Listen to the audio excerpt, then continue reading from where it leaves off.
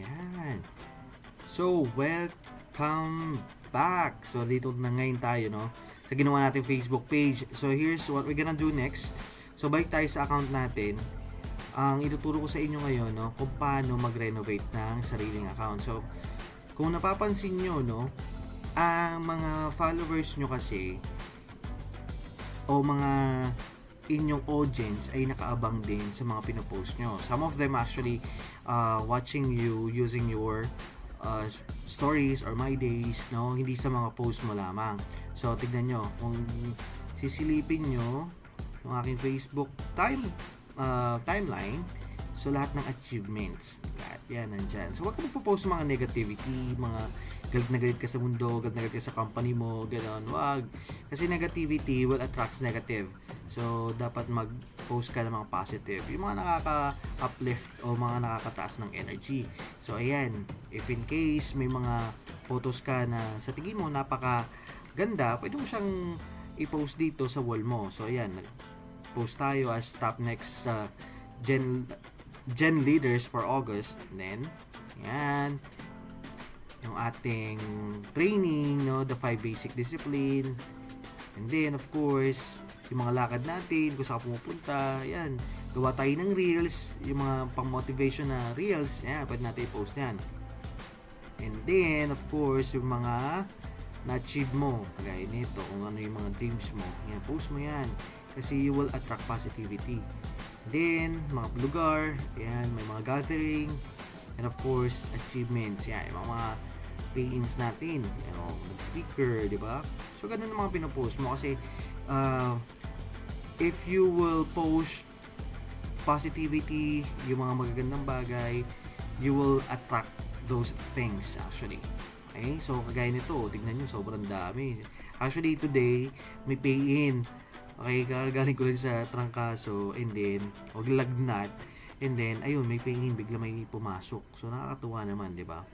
Ayan. So, ito ang ating Facebook. So, ang gagawin nyo lang, magpo-post kayo, no? Ibahin nyo na, tanggalin nyo na yung mga negativity dun sa mga post nyo. Yung mga galit na galit kayo kung kani-kanino, tanggalin nyo na yan.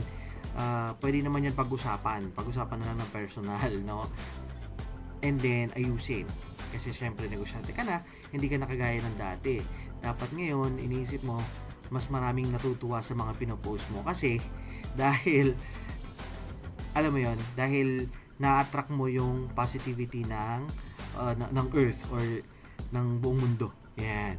So, kapag patay negativity yung pinopost mo, may makikita ka, minsan na-unfriend ka, ina-unfollow ka, kasi nga, nakakairita, o maiirita actually, yung tao nakakabasa ng mga post mo. Ayan. Kasi bakit?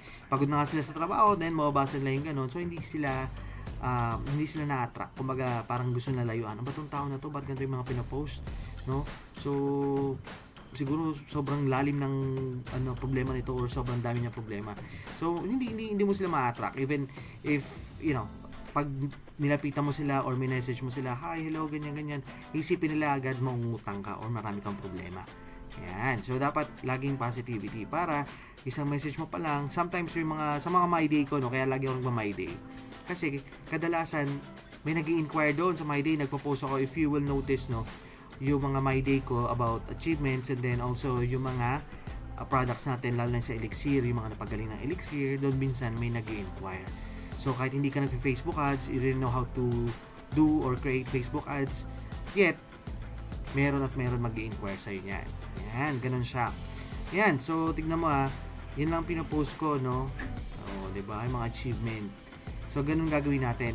That's what you call Facebook renovation. And then, the warm-up later on, isusunod ko dito sa video na to. Okay, kung paano nyo siya gagawin. Alright? Yan. So, dagdag ko lang din, no? For Facebook renovation, dapat yung name nyo, ganito. Kumbaga, pakita nyo yung complete name nyo. Okay? Better nga kung mayroon dyang verified. May check na blue. Yan, ganun. Huwag naman kayo mag-upload ng profile picture na anime, yung hindi naman talaga kayo. Alam nyo yan. So, malapitin siya ng restriction, madaling ma-restrict.